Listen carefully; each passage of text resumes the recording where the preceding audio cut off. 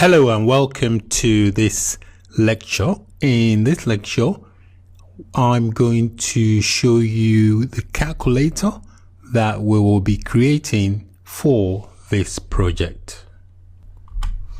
So this is the calculator we will be creating for this project.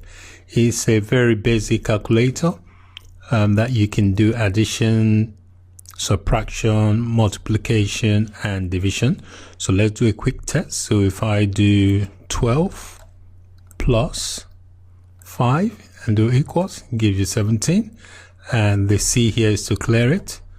I do say 45, take away 5, gives me 40. I clear. I do 7 times 4, that gives me 28. I clear. So I do say 42 divide by 6 gives me 7. So you can see it's actually working.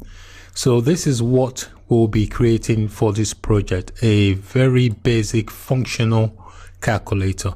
To be honest, I'm quite used to this calculator now. I use it quite often. So it's on my desktop. So whenever I need to calculate something basic, this is what I actually use. So we'll be creating something like this for this project.